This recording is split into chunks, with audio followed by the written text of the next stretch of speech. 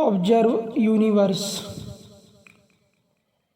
इस यूनिवर्स में करोड़ों मिलियन ट्रिलियन गैलेक्सीज हैं और एक एक गैलेक्सी में करोड़ों करोड़ों ब्रह्मांड हैं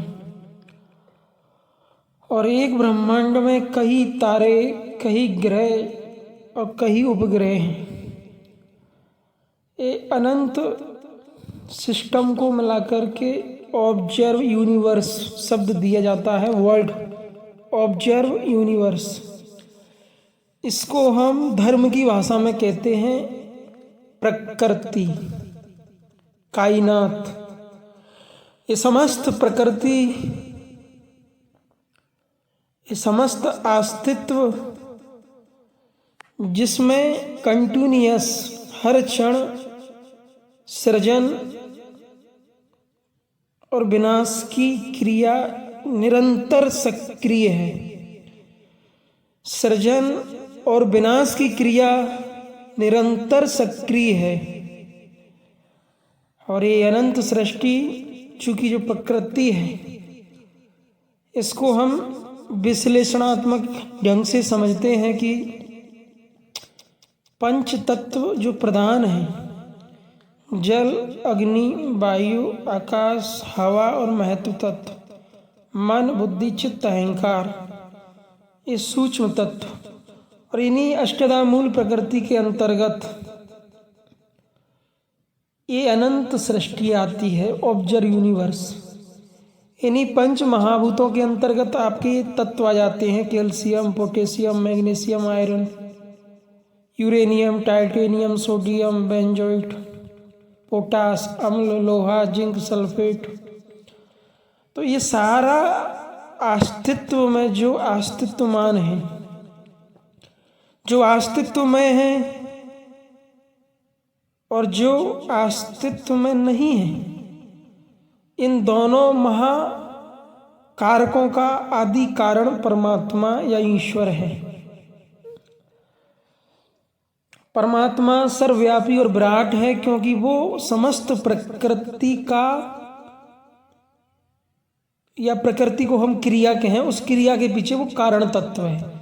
वेदांत दर्शन का सिद्धांत है कार्य और कारण का, कि संसार में कोई भी कार्य होता है उसके पीछे कारण मौजूद होता है। और ये समस्त प्रकृति और इसके नियम, इसकी घटक संरचनाएं, गुणवत्ताएं, और ये काल के अधीन है। ये प्रकृति काल के अधीन है, इसलिए समय के अनुसार सब बदलता है। चेंजिंग पॉइंट नेचुरल पावर, ये निरंतर परिवर्तन जहाँ हो रहा है वहाँ प्रकृति है, जहाँ परिवर्तन है वहाँ प्रकृति है, और जहाँ प्रकृति है वहाँ समय है, टाइम। और समय के अनुसार सब बदलता है, इसलिए कहते हैं कि नश्वर है। प्रकृति है तो शाश्वत। देखिए, प्रकृति शाश्वत है उन अर्थों में जहाँ इसके मूल तत्व हैं, और नश्वर है उन अर्थों में जहाँ क्रिया हो रही है। जैसे जल शाश्वत है, अग्नि, वायु, हवा शाश्वत है और प्राण शाश्वत है, लेकिन ये जड़ प्रकृति में जो क्रिया हो रही है जो समय के अंतर्गत, वो नश्वर है। जैसे सूर्य नश्वर है, चंद्रमा नश्वर है, गैलेक्सी नश्वर है, हमारा शरीर नश्वर है, मन नश्वर है, भावनाएं नश्वर है। नश्वर माने जो मिटता है, जिसका विनाश हो जाता है। और इस सारे सिस्टम के पीछे जो है वो शाश्वत है, अनादि है, निर्गुण है, निराकार है, इसलिए वो परमात्मा है। हाँ, उसे खुदा या ईश्वर कह सकते हैं, परमेश्वर कह सकते हैं, लेकिन वो परमेश्वर, वो ईश्वर समस्त प्रकृति का कारण है, आदि कारण। और ये प्रकृति जड़ और चेतन है, जिसके सहयोग से पृथ्वी पर सब कुछ पैदा हुआ। स्थावर, जंगम, वनस्पति, अंडज, पिंडज, उद्भिज, स्वेदज, अंडा से पैदा होने वाले जीव पिंड रूप में, और भी प्रजनन प्रसंग भिन्न भिन्न प्रकार से जीव पैदा हुए ज्ञात अज्ञात रूप में, वो जड़ चेतन का संयोग है। और मृत्यु के बाद ये जीव पुनः इसी प्रकृति में विलय हो जाते हैं। शरीर के तत्व पृथ्वी तत्व में विलय हो जाते हैं, वायु तत्व, अग्नि तत्व, आकाश, सब अपने अपने तत्वों में समा जाते हैं। लेकिन वो परमात्मा अकाल पुरुष है। समय माने काल, तो समय के अधीन नहीं है, समय के अधीन प्रकृति है और प्रकृति में नश्वरता परिवर्तन है, लेकिन मूल रूप में प्रकृति नष्ट कभी नहीं होती, इसलिए ये अनादि है और ये मूल रूप से शाश्वत है और इसमें जो प्रसक्ति है वो शाश्वत है। तो निष्कर्ष ये निकलता है कि पुरुष जो परमात्मा है, जो प्रकृति की क्रियाओं, प्रकृति के गुण धर्मों से सर्वथा पृथक और भिन्न है, वो शाश्वत है, सदा से था, है, रहेगा। आदि सच जुगादि सच, गुरु नानक होसी भी सच। और वो परमात्मा अजन्मा है, वो जन्मता ही नहीं, तो मरण तो उसका होना नहीं है, अविनाशी है, उसका विनाश नहीं होता। हाँ, महापुरुषों ने उसको समाधि में अनुभव कर लिया। महापुरुषों ने योग विद्या से साधना करके यम नियम आसन प्राणायाम प्रत्याहार धारणा ध्यान समाधि में उसको बहुत फीलिंग कर लिया, उसको अनुभव कर लिया। लेकिन ये समस्त प्रकृति अपने मूल रूप से शाश्वत है, क्योंकि इसका विनाश कभी नहीं हुआ ना होगा। लेकिन इसमें जो है वो नश्वर है। इसमें थोड़ा सा डिफरेंट ये है कि प्रकृति तो मूल रूप से शाश्वत है, उसके मूल तत्व, लेकिन उन तत्वों का आपस में मिलन होकर जो क्रिया हो रही है वो नश्वर है, वो समय के अधीन है। ये पॉइंट है यहाँ थोड़ा सा समझने योग्य। इसमें थोड़ा सा डिफरेंट ये है कि प्रकृति तो मूल रूप से शाश्वत है, उसके मूल तत्व, लेकिन उन तत्वों का आपस में मिलन होकर जो क्रिया हो रही है वो नश्वर है, वो समय के अधीन है।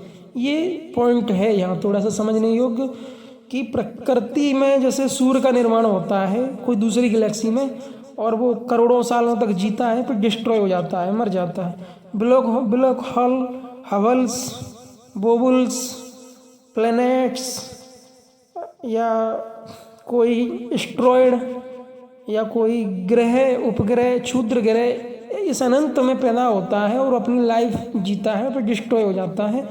तो कोई ना कोई ग्रह या उपग्रह एक समय तक जीता है, फिर मर जाता है। अब मनुष्य की आयु पर शोध चल रहा है आज का जो मॉडल साइंस है नासा का, कि कोई नई टेक्नोलॉजी या कोई ऐसी औषधि मिले कि मनुष्य की आयु को बढ़ाया जाए। तो पाकिस्तान में एक अमृतावटी मिली है और उसका लैब में निरीक्षण चल रहा है। तो कहीं ना कहीं शरीर की आयु को 10-20 पॉइंट ऊपर नीचे कर सकता है मनुष्य, लेकिन ये शरीर नश्वर है, इसको मिटना ही मिटना है। ये शरीर जन्मता है एक प्रक्रिया से और जीता है जीवन को, फिर मृत्यु को प्राप्त हो जाता है और मृत्यु की प्राप्ति के बाद इस शरीर का फिर अस्तित्व खत्म हो जाता है। तो ये जो अध्यात्म है, धर्म है, वो इसी क्षण चित्त को शांति देने के लिए है। वेदांत दर्शन कहता है कि निष्काम कर्मयोग मनुष्य को इस क्षण तत्क्षण शांति प्रदान करता है, त्वरित शांति प्रदान करता है। फिजिक्स का जो नियम होता है गति का क्रिया के विपरीत प्रतिक्रिया, कोई भी पृथ्वी का मनुष्य निष्काम कर्मयोग करता है, आराधना करता है, परमात्मा में ध्यान लगाता है, भक्ति करता है, तो उसको त्वरित शांति मिलती है। इसी को निष्काम कर्मयोग कहते हैं, जो भक्ति साधना करना, ध्यान में चित्त को लगाना, जप ध्यान वगैरह। तो अध्यात्म की जो संरचना है, जो अध्यात्म मार्ग है, वो तुम्हारे शरीर मन को पावन कर देता है, निर्मल कर देता है, तुम्हें शांति से भर देता है, ज्ञान और विज्ञान से तुम्हारे अंतःकरण को संयुक्त कर देता है। तो अध्यात्म की जो प्रक्रिया है, साधना पद्धति, वो तुम्हें इसी जन्म में, इसी जीवन में और इसी क्षण वर्तमान को सुख और शांति देने के लिए है। अतीत में जो हुआ वो विस्मरणीय है और भविष्य में जो होगा वो महत्वपूर्ण नहीं है। इन्हीं वर्तमान के क्षणों को शांति से जीने के लिए जो प्रेरित करता है वो कर्म निष्काम कर्मयोग है, जिसे भगवान कृष्ण ने गीता में बताया, जिसे ऋषियों ने बताया, जिसे शास्त्रों ने समझाया, और वो है भगवान का भजन, ध्यान, उपासना, जो तुम्हें इसी क्षण, इसी समय सुख, शांति और आनंद प्रदान करता है। तो ये पूरी सृष्टि, पूरा सिस्टम ईश्वर का है। निष्कर्ष इस टॉपिक का ये निकलता है कि ये सारी प्रकृति जो है, परा अपरा जड़ चेतन, ये परमात्मा की है और वो परमात्मा शाश्वत अविनाशी अजन्मा है, और उसकी उपासना करके, भक्ति करके तुम्हें इसी क्षण त्वरित शांति प्राप्त होगी। क्योंकि चित्त को ध्यान में लगाने से चित्त शांत होता है, प्रज्ञा का उदय होता है, संस्कार क्षय निर्माण प्राप्त होता है। और जो भजन नहीं करता, जो ध्यान नहीं करता, जो योग में मन को नहीं लगाता, उसको शांति नहीं मिलती, उसको मुक्ति नहीं मिलती, उसका मोक्ष कभी नहीं होगा, उसको आत्मज्ञान कभी नहीं होगा, उसके भव बंधन और वेदनाएं हमेशा बनी रहेंगी। ओम श्री परमात्मा ने नमः।